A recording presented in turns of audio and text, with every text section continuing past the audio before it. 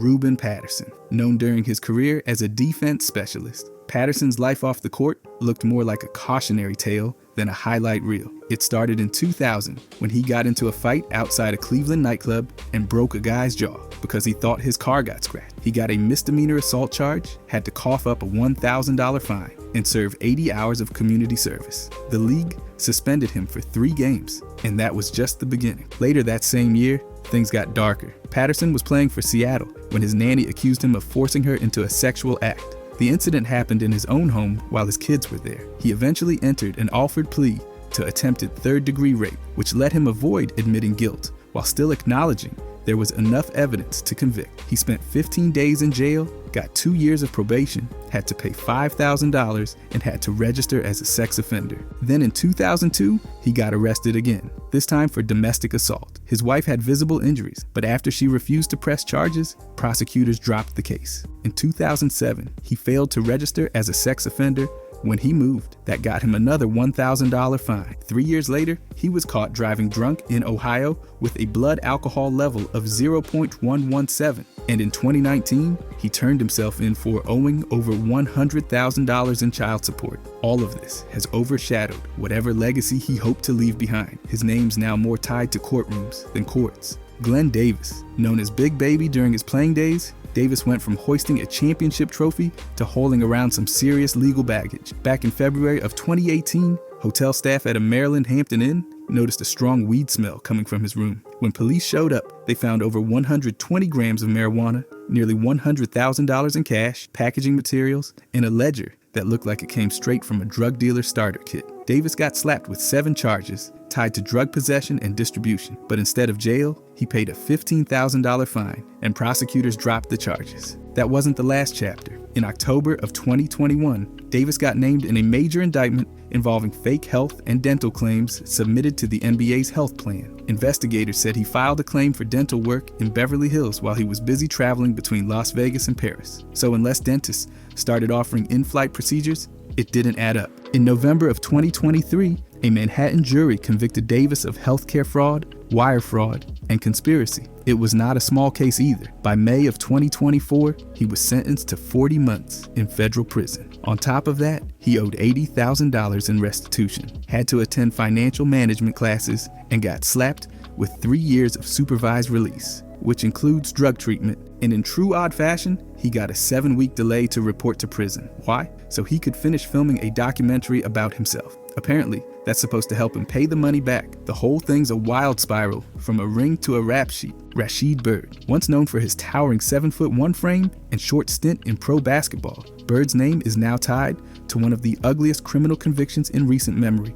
On March 1st, 2024, he got sentenced to 90 years to life in California State Prison for a series of violent sexual assaults across Los Angeles and Santa Clara counties between 2015 and 2020. His history wasn't clean even before that. Back in 2005, Bird got arrested in Washington State for sexually assaulting a young woman. Then in 2010, he was convicted again, this time involving a different victim. Investigators say he used his identity as a former athlete and actor to lure in victims. He charmed them, build trust, then turn violent. Detective Dara Brown said it plainly: he started out charismatic, then things turned dark fast. Bird was finally arrested on September 20th, 2020, after a woman came forward and accused him of assaulting her in 2019. The charges piled up. His bail was set at over $4 million, and he sat in custody the entire time, leading up to sentencing. When the court finally handed down that 90-year sentence, it marked the end of a long and brutal investigation. As far as his background goes, he played just 22 games for the Los Angeles Defenders back in the 2008 to 2009 season. He also had small acting credits in a basketball comedy and a documentary, but all that's been swallowed up by the severity of his crimes. The Los Angeles Police Department thanked the victims who stepped forward and said they're still open to hearing from anyone else. Bird's career, reputation, and freedom, all gone. By the way, if you guys want to subscribe, I'm going to be posting every day. Thanks. Anyways, Kermit Washington, once an NBA All-Star. Washington's downfall wasn't on the court. It was in his so-called charity. In July of 2018, he got sentenced to 6 years in federal prison for pulling nearly $1 million from a fake humanitarian front. His organization, The Sixth Man Foundation, also known as Project Contact Africa, promised to help families, HIV-positive children, and medical clinics across Africa. But instead of fulfilling those missions, Washington funneled donations into personal luxuries. He used the money for vacations, shopping, and even paid for plastic surgery for his girlfriend. He didn't stop there. While working with the National Basketball Players Association, Washington set up an illegal referral scheme. He referred players to attorney Ronald Jack Mix, who then sent over $155,000 in donations to the foundation. Those donations were really just referral payments, and Washington conveniently forgot to mention them to the IRS. On top of that, he accepted over $82,000 from Reza Davachi and used those funds the same way, purely for himself. To keep the scheme alive, Washington committed identity theft by using someone else's information in filings and lied repeatedly on his tax return. In November of 2017, he finally pleaded guilty to aggravated identity theft and filing a false tax return. A few months later, the sentence came down, 6 years in prison and nearly $970,000 in restitution. He turned what could have been a powerful legacy into a cautionary tale. The charity, the connections, the cause, all used as a front. What was meant to help others ended up helping himself, and it cost him everything he'd built after basketball. Reggie Harding, the first player ever drafted into the NBA straight from high school, and somehow his story still ended up as a full-blown tragedy. Born in Detroit in 1942, Harding was a high school legend. He towered over the competition, literally and figuratively, averaging 31 points and 20 rebounds in his senior year. The Pistons took him in 1962, and just like that, history was made. But it didn't last. Harding bounced between teams, including the Pistons, Bulls, and Pacers, but off-court chaos followed him everywhere. It started young. At 17, he got caught stealing a truck and was put on probation. A year later, he was charged with statutory rape. He admitted to the act, but claimed it was consensual. He was acquitted, but that wasn't the last time his name showed up in police reports. That same year, Florence Ballard of the Supremes accused Harding of raping her at knife point. No charges were filed, but the incident stayed with her for the rest of her life. Then in 1965, he assaulted a police officer during a fight over a parking ticket. That earned him a $2,000 fine, the biggest fine in pro basketball at that point. After his NBA career ended, he wasn't done finding trouble. In 1969, he got locked up for carrying a concealed weapon and served 2 years in prison. By 1972, at just 30 years old, Harding was shot and killed by someone he considered a friend after an argument turned violent. From courtrooms to prison cells to a street corner in Detroit, Harding's story is more heartbreak than highlight. What started as groundbreaking turned into a grim example of wasted talent and personal destruction. Byron Houston, once a standout at Oklahoma State and an NBA forward, Houston's post-basketball years have been a non-stop tour through courtrooms and jail cells. His legal troubles started early, but the real downward spiral kicked off in the early 2000s. In 2001 and again in 2003, he pleaded guilty to indecent exposure. By March of 2003, he was hit with 4 separate counts and got slapped with sex offender registration in Oklahoma for 10 years. That wasn't the end. In June of 2007, he got arrested again, this time for public indecency at a busy intersection. A woman reported seeing him masturbating in his car. When police showed up, he was literally undressed from the waist down, with his underwear and shoes on the floorboard. Not subtle. This violated his probation, and in September of that year, he was sentenced to 4 years in prison. His defense tried to argue that he suffered from bipolar disorder and post-traumatic stress from childhood abuse. They claimed he couldn't afford medication. The judge listened, but wasn't buying a pass. He said Houston had been given enough chances and the time for punishment had arrived. In 2006, he was pulled from a youth basketball camp at Oklahoma State when his sex offender status came to light. Even though his supervised probation had ended, he was still banned from being around kids. And just when you thought things couldn't get worse, in 2011, he got charged with animal cruelty in Logan County. The details were vague, but the arrest added yet another page to an already messy rap sheet. Mental health was a part of the story, but so were repeated offenses. The second act of Houston's life became a full-time disaster. Steve Francis, once known as the franchise for his explosive play with Houston, Francis's life off the court turned into a highlight reel of bad decisions. It started in June of 2016 at a restaurant in Florida. After asking a bartender for help finding his car keys, he took a flashlight and instead entered a woman's unlocked BMW in the parking lot. He took a diamond ring, a wedding band, cash, a wallet, over $7,000 worth of personal stuff. 2 days later, he walked into the police station with the stolen items and said, "I just robbed somebody. "Take me to jail." But since no crime had been reported yet, officers had to let him go. A few months later, in November of that same year, he got pulled over for speeding in Houston. Deputies said he was uncooperative and clearly drunk. They found 22 grams of marijuana in his car and an open bottle of liquor. To top it off, he allegedly threatened one of the officers. That led to charges for driving while intoxicated, marijuana possession, and retaliation. In December, the Florida burglary caught up with him. He turned himself in and was booked into jail. By March of 2017, he cut a deal. He got a conditional discharge, 50 hours of community service, and a fine of $7,300. But he wasn't done. In March of 2018,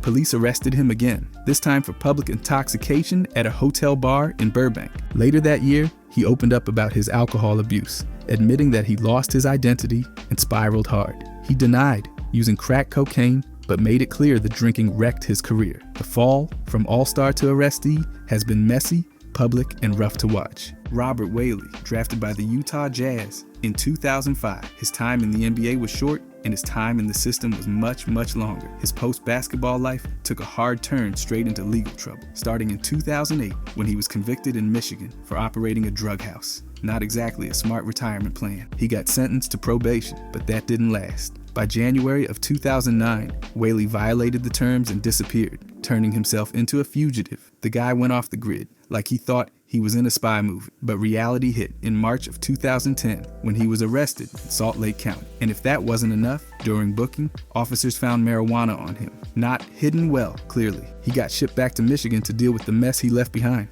That landed him a 2-year stay behind bars from 2010 to 2012. Then, because one criminal chapter apparently wasn't enough, he showed up again in the police blotter in May of 2015. This time, it was for breaking into a Marriott hotel in Layton, Utah. He pled guilty to felony burglary, and in March of 2016, he got sentenced to 60 days in county jail. So from operating a drug house to hotel burglary, it's been a steady drop-off since he left the NBA. There's no scandalous twist, no misunderstood genius, just a guy who traded a court for a cell and never found his way back. The only stats that matter now are charges, time served, and missed opportunity. Antoine Walker, a former All-Star and NBA champion, Walker earned over $108 million during his career, but after retirement, he managed to dribble straight into a financial and legal disaster. It kicked off in July of 2009 when he got charged with 3 felony counts for writing bad checks tied to gambling debts. He owed more than $800,000 to Caesars Palace, Planet Hollywood, and Red Rock Resort. Under Nevada law, those unpaid markers counted as bad checks. He got arrested at Harrah's in South Lake Tahoe during a celebrity golf tournament, which definitely wasn't the kind of headline he was hoping for. He first pleaded not guilty in June of 2010, but changed course in June of 2011. He admitted to 1 felony count and got 5 years of probation. As part of the deal, he had to pay back more than $750,000 and was banned from gambling during his probation. Around the same time, things got even messier. In May of 2010, he filed for Chapter 7 bankruptcy in Florida. His paperwork showed $12.7 million in debt against just $4.3 million in assets. Even his championship ring from 2006 had to go. It sold for just over $21,000. Walker later admitted he blew $1 million in just 6 weeks in Vegas. He blamed a flashy lifestyle, gambling losses, and failed real estate deals for his collapse. But instead of disappearing, he turned the wreckage into a second act. He joined Morgan Stanley's sports division and now mentors athletes on money management and how not to follow in his footsteps. A rough fall, sure, but at least now he's using the scars to help others. Tate George, once a college basketball hero with a legendary buzzer beater at Connecticut, George turned his post-NBA years into a courtroom saga centered around one thing: fraud. After a short NBA stint with the Nets and Bucks, he founded the George Group, a flashy-sounding real estate firm that claimed to control over $500 million in assets. Spoiler alert, it didn't. From 2005 to 2011, George managed to convince investors, including NBA players Charlie Villanueva and Brevin Knight, and even The Apprentice winner Randall Pinkett, that their money was safe. He told them funds were being held in trust accounts and promised guaranteed returns. Instead, he pulled a Ponzi classic. He paid off, earlier, investors with new money, and then used the rest for himself. Home upgrades, a birthday bash for his daughter, and even a vanity reality video project. Because if you're going to commit fraud, you might as well do it in style, apparently. In September of 2013, a jury convicted him on 4 counts of wire fraud. Each count came with a 20-year max, But in January of 2016, the court handed him a 9-year federal prison sentence. He also got stuck with $2.55 million in restitution and 3 years of supervised release. George tried to appeal, blaming prosecutors and calling witnesses liars. In April of 2017, the Third Circuit Court of Appeals said no.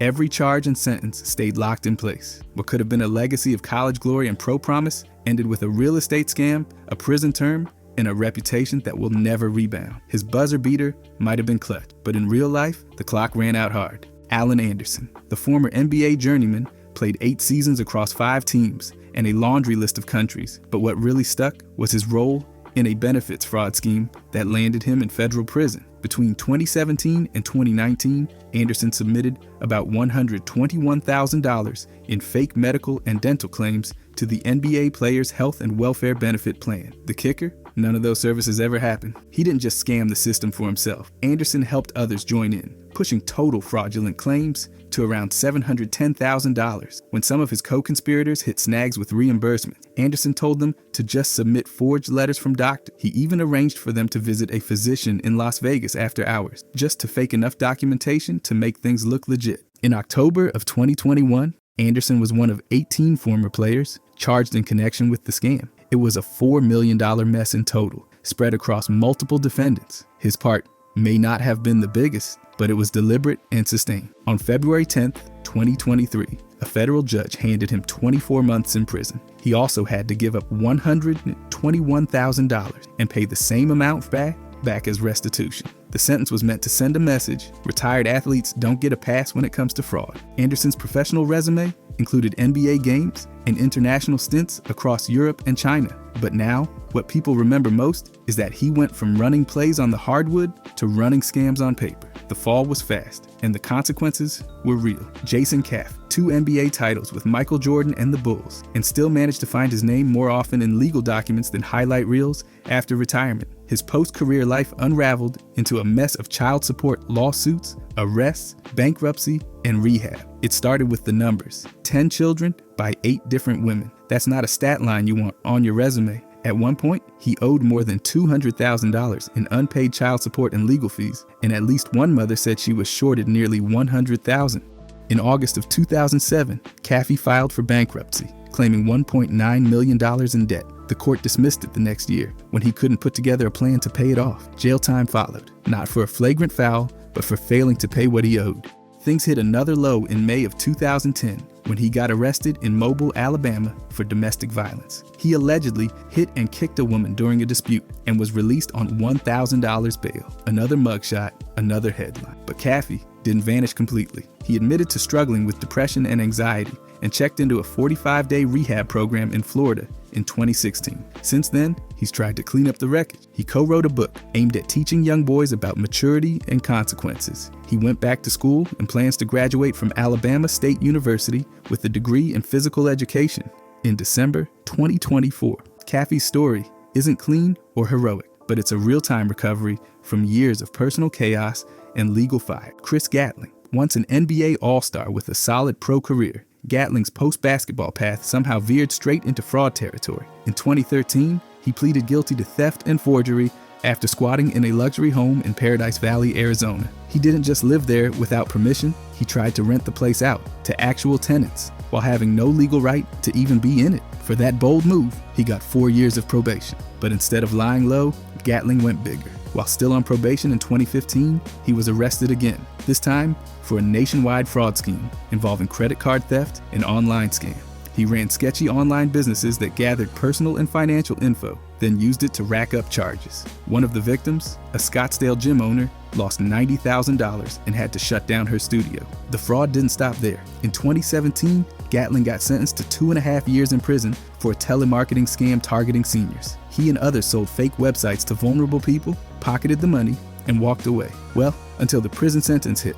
Along with that time behind bars, he also had to pay $167,000 in restitution and serve 3 years of probation after release. From an NBA All-Star to a squatter, scam artist, and inmate, Gatling's post-retirement life became one long con. The stats are gone, the game is over, and now the numbers that follow him are charges, restitution, and time served. Not exactly the legacy you'd want to hang on a jersey. Shawn Kemp, the 6-time All-Star known for his ferocious dunks with Seattle, found himself back in the headlines in March of 2023, but this time for pulling a trigger in a Tacoma Mall parking lot. It all started when someone broke into Kemp's car at a concert in Seattle, taking his phone, business keys, and sports memorabilia. Like a real-life detective with no badge, Kemp used a tracking app to chase down his stolen phone to a Toyota 4Runner in Tacoma. He showed up ready for a confrontation, and that's exactly what happened. An argument broke out, shots were fired, and though no one was hurt, 2 vehicles ended up with bullet holes. Kemp fired his weapon during the encounter, claiming he'd been shot at first.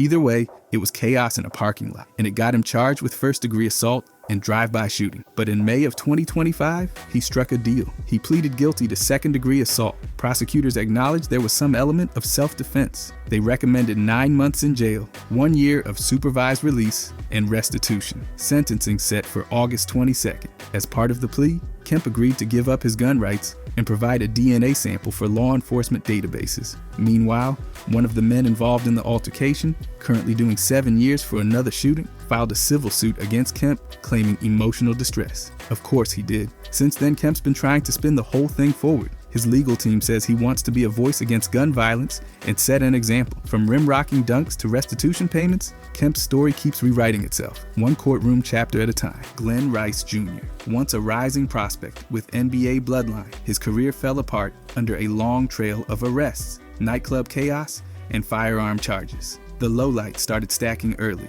but things hit a new level in July of 2016. He was arrested in Georgia after punching former Tulane player Jordan Callahan so hard he broke his jaw. Rice then grabbed 2 bags from their car, and when police caught up with him, they found almost $3,000 in cash, 6 phones, weed, and enough firearms to arm a small squad, an AK-47, a Taurus 38 Special, and another gun stashed in his Porsche. That got him felony robbery, aggravated battery, and possession charges. But that wasn't the first time his name landed on a booking sheet. In October of 2015, he got shot in the leg during a fight at an Atlanta restaurant co-owned by rapper T.I. Instead of heading to the hospital like a normal gunshot victim, he was arrested for reckless conduct. Police found a stolen firearm and 240 grams of marijuana in a bag he ditched. Smooth move. Then came the international chapter. In 2019, while playing in New Zealand, he got arrested for assaulting someone at an Auckland bar. The team suspended him, brought him back, and then dropped him again after he got arrested a second time for violating bail. And in 2017, he was arrested again in Miami after allegedly punching a strip club bouncer twice. That stunt got him 6 months of probation and community service. From promising prospect to international problem case, Rice managed to turn every opportunity into a headline for all the wrong reasons. Guns, punches, clubs. His playbooks got everything but basketball. Tony Farmer. At one point, he was a top 100 high school recruit with offers pouring in and a future that looked NBA bound. Then in 2012, it all collapsed. That May, he got indicted on charges of kidnapping, assault, and robbery after a violent incident involving his former girlfriend in Bedford Heights, Ohio. By August, he pleaded guilty to all 3 charges and was sentenced to 3 years in prison. That courtroom moment went viral, not because of the case details, but because of his stunned reaction when he realized he was actually going to jail. He served the full sentence and got out in June of 2015. From there, he tried to revive what was left of his basketball dream. He played 2 seasons at Lee College in Texas, a junior college far removed from the high-profile schools that once recruited him. Still, he kept at it and launched a pro career overseas with stops in Mexico, Argentina, and the Middle East. But just when it looked like he might stay focused on hoops, trouble found him again. In September of 2020, authorities in Kenner, Louisiana, issued an arrest warrant for him on a charge of felony domestic abuse battery. Another case, another headline, another derailment. Farmer's story is a familiar one. Massive talent, early mistakes, and a second act built far from the spotlight. But his legal troubles, especially that early conviction, dragged down a trajectory that could have been something entirely different. Instead of NBA arenas, it's been international gyms and courtrooms, both kinds. Sadale Threat, known for steady point guard play and a decent NBA career, but his post-retirement legacy reads more like a courtroom transcript than a stat sheet. In 2000, Threat was sentenced to 6 months in prison after pleading guilty to failing to pay child support. This wasn't just a small clerical error. He had multiple outstanding child support orders in different jurisdictions. One court flat out rejected a plea deal that would have given him probation. Instead, they handed him jail time. Earlier that same year, in April, He agreed to pay nearly $172,000 in overdue support for 6 of his children. But that only scratched the surface. Federal prosecutors in Arizona also had their eyes on him for similar charges related to even more unpaid child support. At one point, Threat was believed to have fathered at least 14 children. 14. His son, Sadale Threat Jr., a former college football quarterback, spoke publicly about their fractured relationship. He said he loved his name and loved his father, but didn't like him. One of the only lessons he claimed to have learned from him, how not to be a father. By 2012, Threat had moved to Melbourne, Australia, where he and another son, also named Sadale Threat Jr., just to keep things extra confusing, were running a basketball school. So from unpaid child support in multiple states to running drills in the Southern Hemisphere, it's been quite the pivot. The man played over a decade in the league, but couldn't handle life off the court. His post-NBA years became a cautionary tale about responsibility, consequences, and names that echo for the wrong reasons.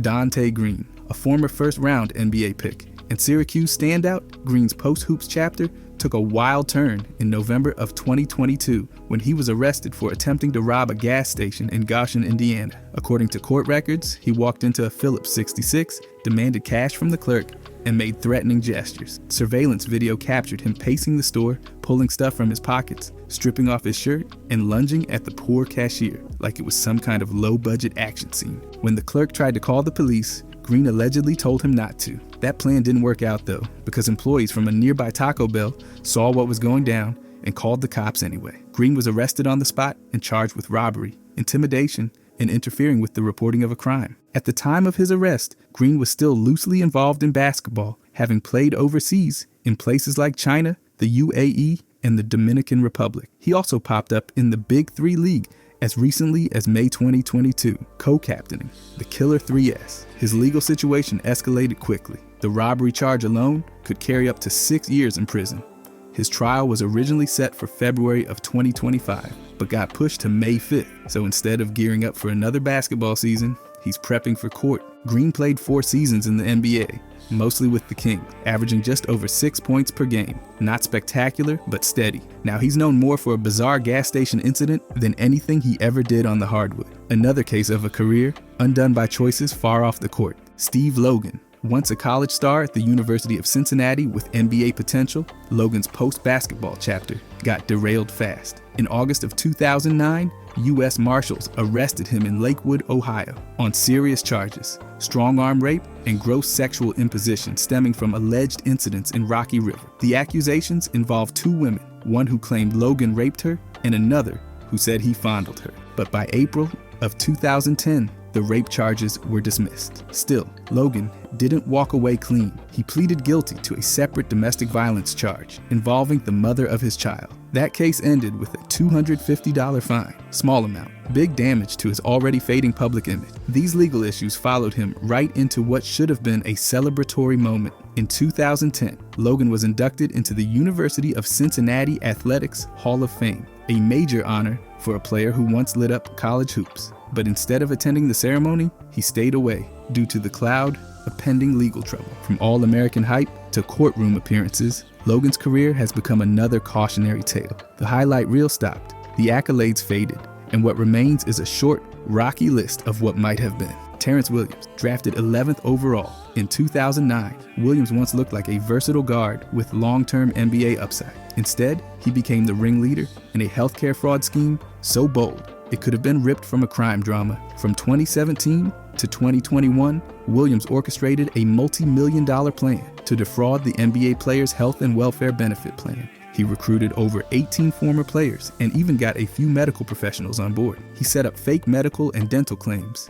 distributed phony invoices, and coached others on how to file them. The total damage? Over $5 million in false claims, with defendants pocketing about half. Williams himself collected more than $650,000 and took at least $300,000 in kickbacks. When things got shaky, he impersonated health plan officials to pressure others and protect the scam. In August of 2022, he pleaded guilty. A year later, in August of 2023, he got hit with a 10-year federal prison sentence, plus 3 years of supervised release. He was ordered to forfeit over $650,000 and pay back $2.5 million in restitution. Judge Valerie Caproni called him out directly for being the operations architect and exploiting his role as a former pro. Williams admitted it all, calling his choices stupidity and greed, and mentioned how it affected his 6 children. But remorse didn't change the sentence. He wasn't alone. Keon Dooling, Glenn Davis, and even a California dentist were also convicted. Williams just happened to be the one pulling the strings, a former lottery pick